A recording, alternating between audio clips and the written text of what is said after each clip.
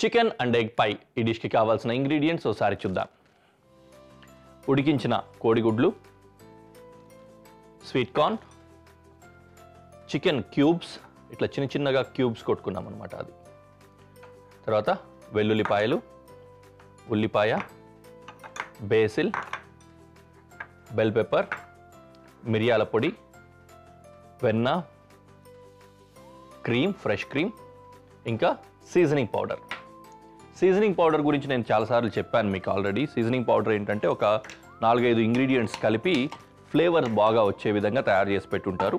Very simple ingredients అనమాట. దాంట్లో మళ్ళీ చాలా మనం యూజ్ చేయనివే ఉండవు, కానీ రెగ్యులర్గా మనకు అవి దొరకవు. ఏంటి, dried garlic, dried onion, salt, dried carrot, ఇట్లాంటివి ఉంటాయన్నమాట. ఓకే, బాగుంటుంది, రెడీమేడ్ దొరుకుతుంది.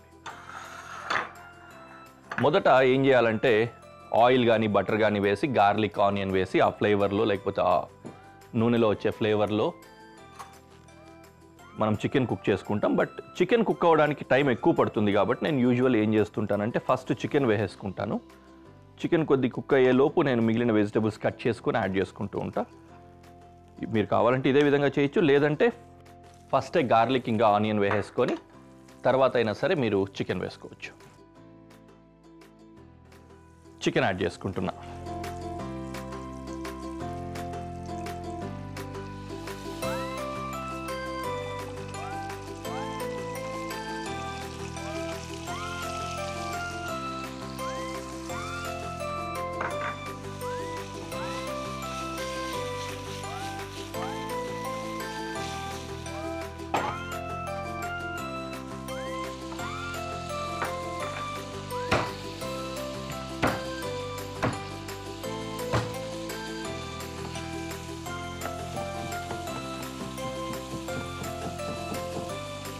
వెల్లుల్లి చాప్ చేసుకున్నాం.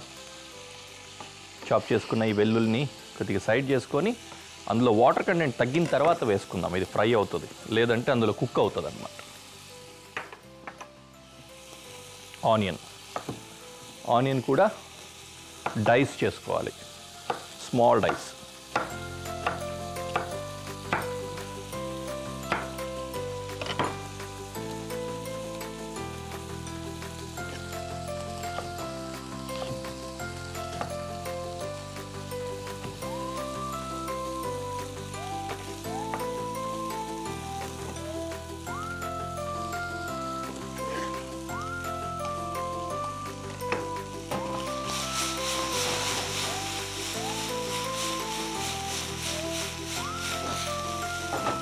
రైట్, మిగిలిన బటర్ ఇందులో వేసుకుంటున్నా. ఇప్పుడు ఆ బటర్లో will add garlic and onion.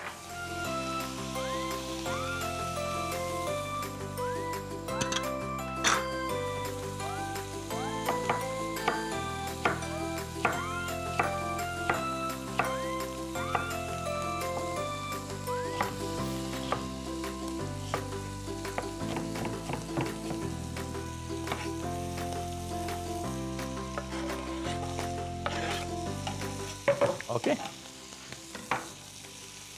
ఉల్లి వెల్లుల్లి రెండు వేసుకున్నాం కదా, దీని అలా ఫ్రై చేసుకున్నాం కొద్దిగా.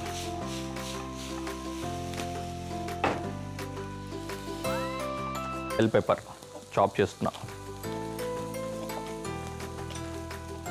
ఏ విధంగా చాప్ చేసుకోవాలి ఇది కూడా డైసెస్ చేసుకుంటాం.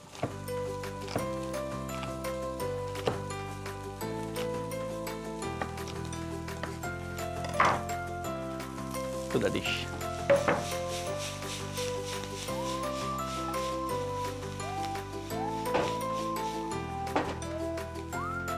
Then sweet corn.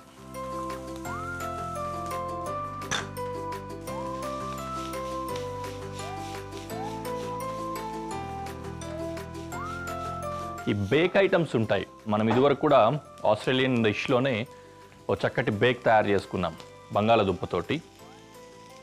అందులో కూడా ఇదే విధంగా చేసామన్నమాట. ఇది కూడా ఇంచుమించు అలాగే ఉంటుంది. పై అనేసరికి కవర్ అవుతుంది, పైనుంచి ఏమైనా పెట్టడం కానీ ఇట్లా చేస్తాం. ఇది ఓపెన్ పై అంటారు యాక్చువల్లీ మనం తయారు చేసుకుంటుంది. కంప్లీట్గా పై అంటే అదొక లేయర్ లాగా, అంటే క్లోజ్డ్ రావాలి. మనకు ఎలా చెప్పాలంటే బర్గర్ లాగా కానీ లేకపోతే సమోసా లాగా కానీ అట్లా చుట్టూ ఒక లేయర్ వచ్చి మధ్యలో స్టఫింగ్ ఉంటుంది. దానికోసం ఏం చేస్తామంటే సేమ్ ఇదే స్టఫ్ రెడీ చేసుకుంటాము. పాస్తా చేయడానికి ఇట్లాంటి డవ్ ఉంటుంది కదా, అలాంటిది కానీ లేకపోతే పఫ్ డవ్ కానీ తయారు చేసుకొని దాని కింద ఒక లేయర్ వేసి మధ్యలో స్టఫింగ్ వేసి పైన మళ్ళీ లేయర్తో క్లోజ్ చేసుకుంటే అది పఫ్ లాగా పొంగి లోపల స్టఫింగ్ ఉంటుందన్నమాట. ఓకే, బేసిల్ వేసాను, మిరియాల పొడి, సీజనింగ్ పౌడర్, కొద్దిగా ఉప్పు,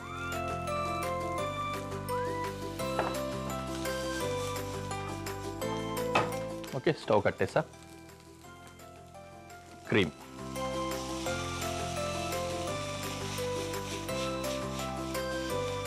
యూజువలీ ఇది మనం ఆ డిష్లోకి అంటే ఓవెన్లో పెట్టే డిష్లోకి వేసిన తర్వాత నుంచి పైనుంచి ఇట్లా పోర్ చేసుకుంటారు క్రీమ్. కానీ అలా పోర్ చేస్తే మొత్తం అంతటికి స్ప్రెడ్ అవ్వదు అనే ఉద్దేశంతో నేను ఈ విధంగా వేసేసి కలుపుతూ ఉంటాను. ఓకేనా, డన్. ఇప్పుడు ఓవెన్లో అంటే బేకింగ్ చేయగలిగిన ట్రే తీసుకొని ఇందులో దీన్ని ఫిల్ చేసుకుందాం.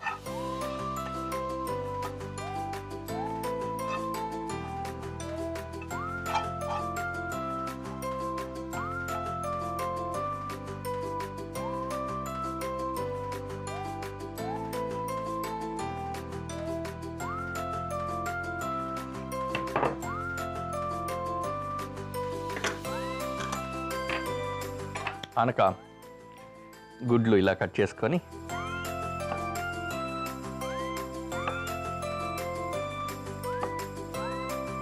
ఈ పైనుంచి పెట్టుకుందాం.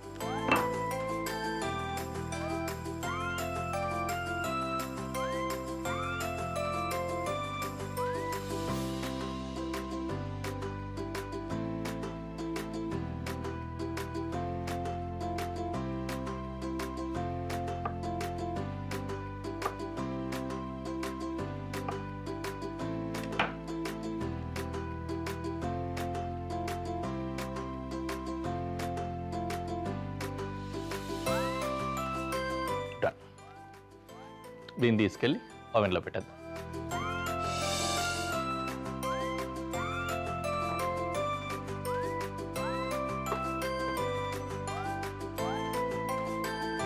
కొద్దిసేపు అలా బేక్ అవ్వాలి. బేక్ అయిన తర్వాత తీసుకొచ్చి పెట్టి ప్రజెంటేషన్లో మీకు చూపిస్తాను.